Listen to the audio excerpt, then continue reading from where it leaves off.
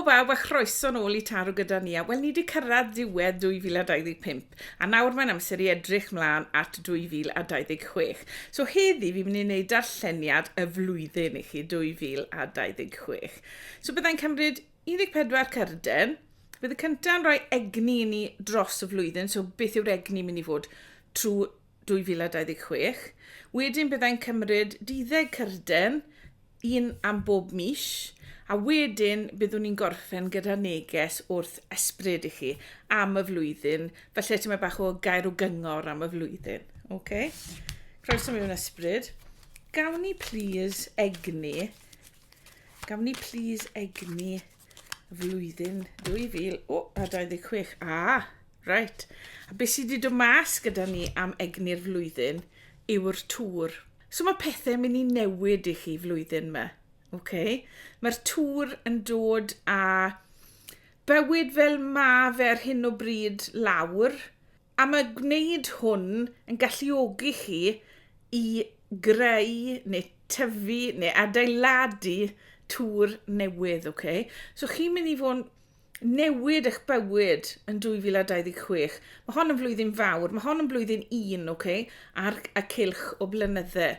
So ni wedi gorffen nawr 2025 a ni'n edrych mlaen eto at blwyddyn 1. Okay? A mae'r blynyddau mynd mewn 9 mlynedd. So pob 9 mlynedd ni'n mynd nôl wedyn ni I blwyddyn 1. A mae blwyddyn 1 yn ddechrau newydd. So bod egni y flwyddyn yn y tŵr fan hyn, mae hwnna'n meddwl bod pethau mawr mynd I ddigwydd I chi blwyddyn yma. Dyw e ddim mynd I fod yn flwyddyn tawel, okay? Mae'n mynd I fod yn flwyddyn le mae popeth yn newid I chi. Ond mae teimlad y fi, mae'r tŵr chi'n mynd I adeiladu ar ôl pwn o hon lawr, mynd I fod lot gwell tŵr na gyda chi cyn ni, okay? So pidwch becso am y tŵr, mae'r tŵr yn gerdyn jyst yn gweithio ni, mae pethau'n newid, okay? Diolch ysbryd, nawr gewn ni please cerdiau'r misoedd, so gymryd rhain. So nawr dyn nhw'n i'r cerdiau fan hyn am bob mis. So Ionawr, Chwefror, Mawrth, Ebrill, okay. Wedyn Mai, Mehefin, Gorffennaf, Awst, Medi. Mae'n mynd I ddod off edge y bwrdd y dyfu fan hyn, okay? Medi, Hydref, Tachwedd a Rhagfyr. A egni, a neges wrth ysbryd. Okay, yw'r twpsyn. Okay, diolch ysbryd. Nawr den, gadewch ni edrych ar hwn. A fi un mis ar y tro, okay?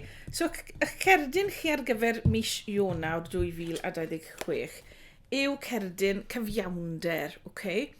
Felly bod rai o chi wedi bod yn aros am ferniadaeth neu rhywbeth o'r llys, daw hwn drwyddo I chi yn mis Ionawr, okay? A wedyn ni bod e'n rhywbeth positif achos mae hon Sdim cerdiau chi fynd yn rhwng ffordd wyth o gwbl, okay? So mae hwnna'n gweithio fi, wel, mae'r elfennau mae I gyd yn glir, okay? Mae popeth yn glir blwyddyn yma. So, bydd cyfiawnder yn dod I chi mis Ionawr, a bydd popeth yn timlo fel sefe mewn balans, mewn cydbwysedd I chi, okay? So dyna cerdyn mis Ionawr, so cydbwysedd da y mis Ionawr, a falle os ych chi'n sefyll i'r llys y mis Ionawr, byddwch chi'n cael berniadaeth da. Okay? Berniadaeth positif. Wedyn y Chwefror, mae cerdyn y 4 o ffyn gyda chi. Mae'r cerdyn yma yn gerdyn lyflu, okay? So falle bod rwy'n chi'n nabod yn priodi y mis Chwefror, falle bod chi'n mynd I briodas, falle bod chi'n priodi, falle bod chi'n deweddio, falle bod chi'n dathlu rhywbeth yn mis Chwefror, okay? Dathliad yw'r cerdyn yma. So wedyn ni, mis Chwefror, mae'n mynd I fod yn fis positif I chi a chi'n mynd I fod yn dathlu rhywbeth, okay? Wedyn mae gyda ni yn mis Mawrth. Mae gyda ni'r brenhines y cleddyf, okay? Na mae'r brenhines y cleddyf yn dod â clirdeb I ni. So mae ffen ni uwch ben y cymylau. So mae hi'n gweld popeth yn glir. Mae hefyd yn dyla mas I llaw, os chi'n gallu gweld I llaw I fan hyn. Mae'n dyla mas I llaw I gymryd, A mae'n dyla'r cleddyf yn y law arall yn barod i dorri ty beth sydd ddim yn iawn iddi yn ei bywyd. Okay? Mae'n bodlon torri mas beth sydd ddim yn iawn. A dyna'r egni sy'n mynd i fod gyda chi ym mis Mawrth. So wedyn i fan hyn, chi'n barod i gymryd falle rhywbeth newydd mewn a torri mas beth sydd ddim yn neidioni chi ragor ym mis Mawrth fan hyn. Okay? A wedyn yn mis Ebrill mae gyda chi'r 2 o ffyn, okay? Os chi'n sylwi fan hyn, gallu naill symud ymlaen i rhywbeth newydd yn ei fywyd, neu gallu aros yn stond le mae fe ar y foment.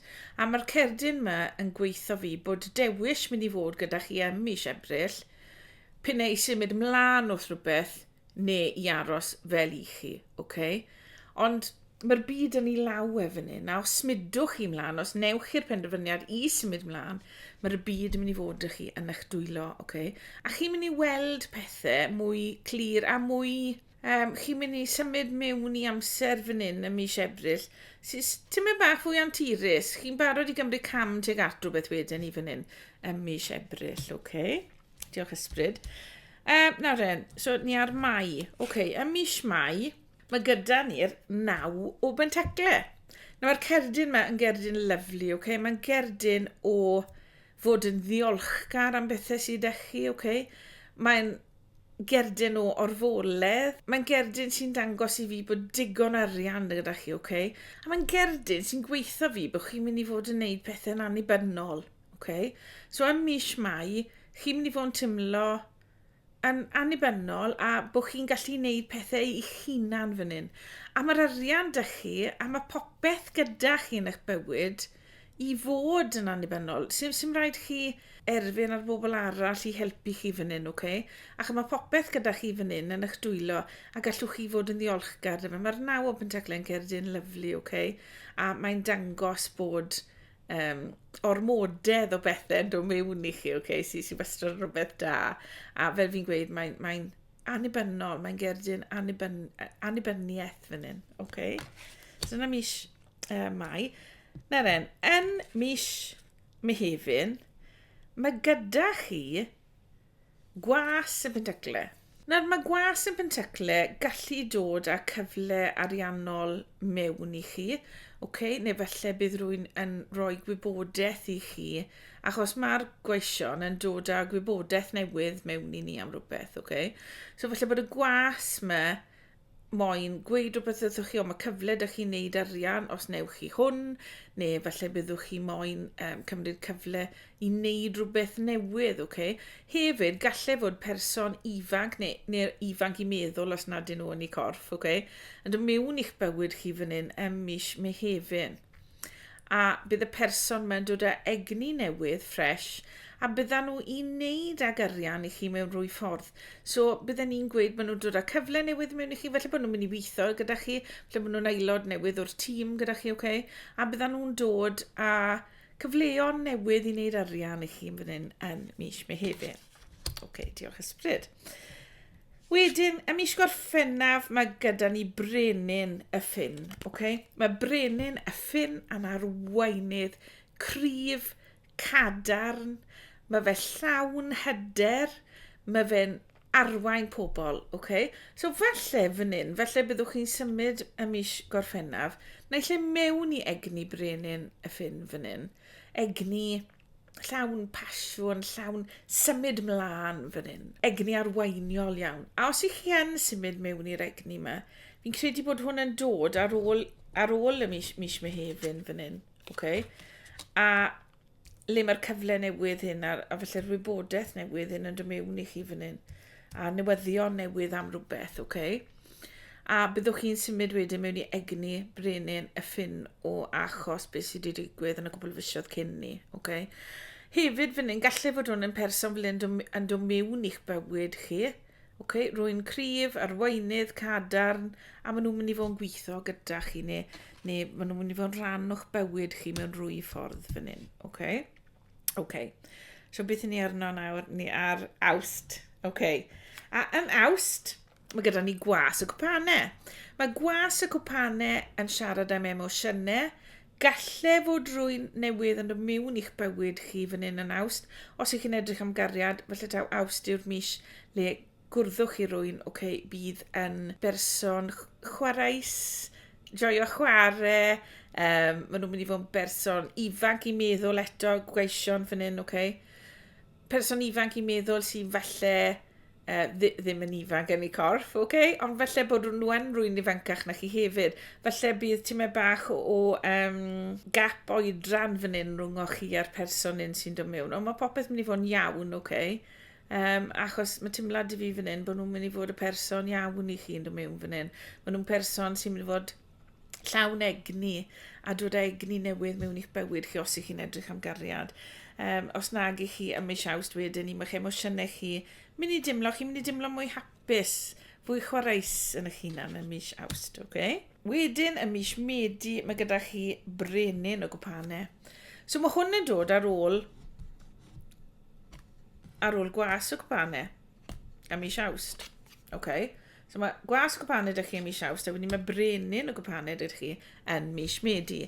Na'r gallai hwn fod y persona o mis Awst yn tyfu mwy mewn i'ch bywyd chi a troi yn brenin o gwpanau i chi, Mae brenin o gwpanau yn deall i emosiynau, mae fe'n eto arweinydd, mae fe'n frenin, Ond mae fe'n deall i emosiynau yn gyfan gwbl. Mae fe'n gwybod beth mae fe'n moyn yn emosiynol, mae fe llawn cariad, So os ych chi yn edrych am gariad, eto mis Medi mae'n edrych yn dda i chi, gallai fod rwy'n fel yn dod mewn i'ch bywyd chi, os nag i chi. Lle byddwch chi'n stepio mewn yr egni yma, achos bod fi'n credu diwedd yr haf yn dod mewn i egni positif iawn, le mae'ch emosiynau chi mynd i dimlo'n gyflawn wedyn ni. Yn mis Medi fan hyn, Gallai fe hefyd fod yn gyfle sy'n dod mewn gyda'r gwas yma, a wedyn mae'r cyfle yna'n tyfu, a mae fe'n neud i chi mewn i arweinydd, So mae hwnna hefyd yn bosib fan hyn. So dyna mis Medi, ni mlaen ar i mis Hydref, a waw! As y cwpanau, mae lot o emosiwn yn y darlleniad yma bwys, As y cwpanau. Mae as y cwpanau yn dod â cariad newydd mewn i chi. Gallai fe fo'n gariad ar person fel y person yma, neu'r gwas na gaethon ni gynharach, Ond mae'ch cwpan chi mynd i fod yn orlawn fan hyn, Chi mynd i dimlo yn emosiynol, yn gryf, yn gyflawn, a fel fi'n gweud, mae'ch cwpan chi'n orlawn, So mae popeth yn llifo yn dda i chi. Mae'r cyfle newydd un. Am gariad, os ych chi'n edrych am gariad blwyddyn yma, neu os nag yw chi'n mynd i gael cariad at rhywbeth, felly cariad at beth ych chi'n neud, cariad at eich gyrfa, cariad at eich busnes, felly cariad at eich hunan hyd yn oed, fan hyn. Ond ty beth yw hwn mewn yn gyfle newydd i lenwi'ch bywyd chi a chariad fan hyn, Pyn taw at rhywbeth neu at rhywun, Lyfli. Wedyn ym mis Tachwedd mae pethau'n symud yn gyflym iawn.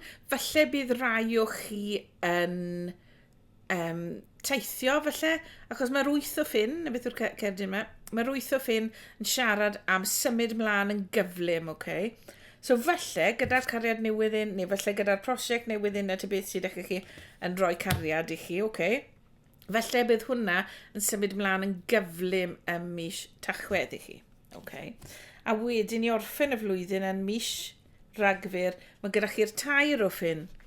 Mae'r tair o ffyn yn siarad am, fel maen nhw'n gweud yn Saesneg, your ships coming in, So mae pethau newydd yn dod i chi, a mae fe'n annog chi i symud mlaen a cario mlaen gyda ty beth yw hwn, fi'n credu, ty beth chi'n symud mlaen a fan hyn, ty beth chi'n teithio tuag at newch Mae hwn hefyd gallu siarad am deithio, Gallwch chi fod mynd i rwle newydd, falle bydd rai o chi'n symud tŷ diwedd y flwyddyn, falle bydd rai o chi yn mynd i fyw rwle gwahanol, gyfan gwybod, falle byddwch chi'n newid gwlad, mynd i fyw rwle arall rai o chi.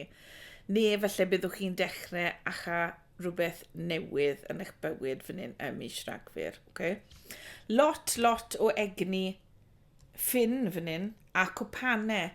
So wedyn ni, dim ond ffyn a cwpanau sydd gyda chi na un pentacle, So mae'r egni o flwyddyn wedyn ni, achos y trawsnewid yma, achos moment y tŵr yn dod lawr, okay? Chi'n mynd i greu bywyd ffantastig, boys, blwyddyn nesa.